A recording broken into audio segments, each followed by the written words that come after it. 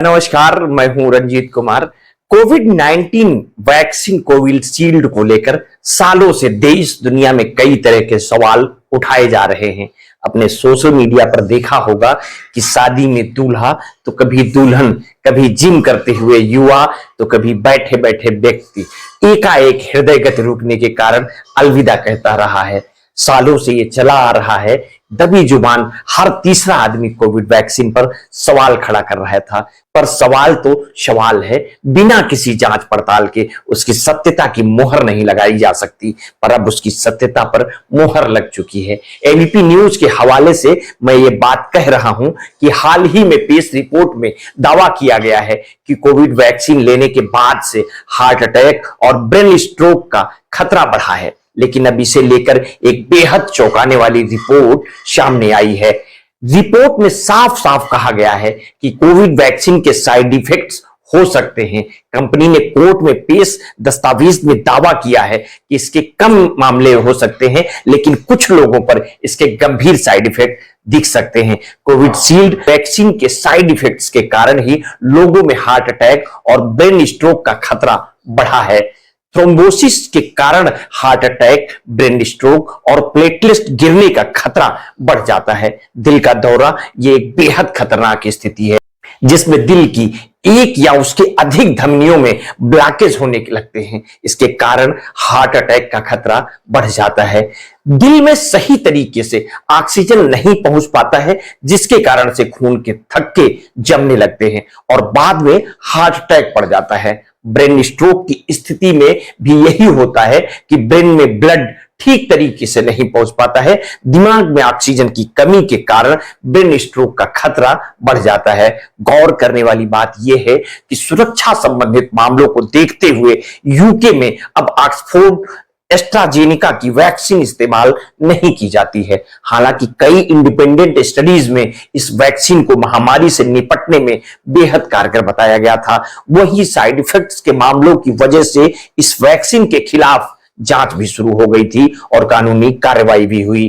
कहते हैं ना कि बहता हुआ पानी साफ रहता है, लेकिन अगर पानी रुक जाए या जम जाए तो उसमें कई तरह की गंदगी, कीड़े मकोड़े पनपने लगते हैं। ठीक उसी तरह जो व्यक्ति जितना ज्यादा खुद को एक्टिव रखता है वो उतना ही ज्यादा इम्यूनिटी भी बहुत रहती है। लेकिन जो व्यक्ति घंटों एक ही जगह बैठा रहता है, एक्सरसाइज या जिम या किसी भी तरह का वर्कआउट नहीं करता है, वो धीरे धीरे सुस्त होने लगता है। आजकल पुरुष हो या महिला, वो शारीरिक काम करने से बचते हैं, जिसके कारण उनका शरीर धीरे धीरे बीमारियों का घर बनता जा रहा है। आजकल के मॉडर्न लाइफ स्टाइल में ज्यादातर लोग घंटों ऑफिस में एक जगह बैठकर काम करते हैं, जिसके कारण कई सारी बीमारियों का खतरा बढ़ जाता है। आप काफी देर तक एक ही जगह पर बैठे रहते हैं तो शरीर में खून के थक्के जमने की समस्या बढ़ जाती है। शरीर में खून के थक्के जमने को वेन थ्रोम्बोसिस की बीमारी कहते हैं।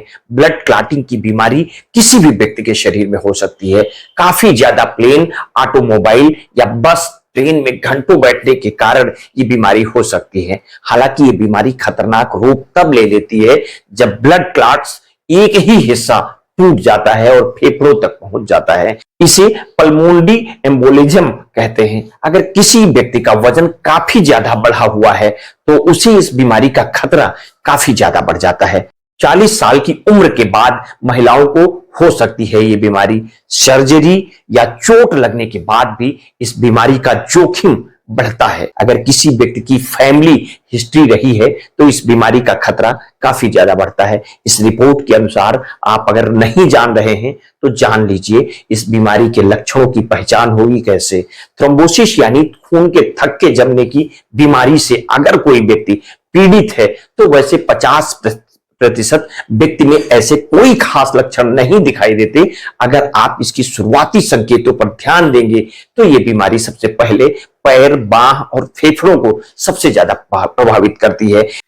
अगर आप घंटों तक ट्रेवल कर रहे हैं तो बीच बीच में पैर हिलाते रहें ताकि इससे आपका ब्लड सर्कुलेशन अच्छा रहे। एक्सरसाइज जरूर करें। अगर आप घंटों एक ही जगह पर बैठे रहते हैं तो थोड़ा ब्रेक लेकर उठें। डेस्क जॉब है तो बीच बीच में उठकर 15 मिनट का गैप लें। आपने कोरोना वैक्सीन ली है तो खुद को एक्टिव रखें। अपनी कम्युनिटी को मजबूत करने के लिए अपने खान पान और लाइफ स्टाइल का जरूर ध्यान रखें। Centre for disease control and prevention की रिपोर्ट के मुताबिक हर साल बॉडी में खून का थक्का जमने के कारण कम से कम 1 लाख लोगों की मौत होती है। यहां तक कि कैंसर से पीड़ित लोगों में मृत्यु दर का एक प्रमुख कारण यह भी है। ब्लड क्लॉटिंग एक साइलेंट किलर की तरह काम करता है। अतः अपना और अपनों का ध्यान रखें और जागरूकता अवश्य रखें। साथ ही अपने हित मित्र शुभचिंतकों को भी जागरूक करते रहें। कृपया हमारी इस वीडियो को अपनों तक अवश्य पहुंचाएं। अगर हमारी अन्य वीडियोज भी आपको अच्छी लगे तो उसे लोगों में शेयर करें। अपना ध्यान रखें। बहुत बहुत धन्यवाद। साधुवाद।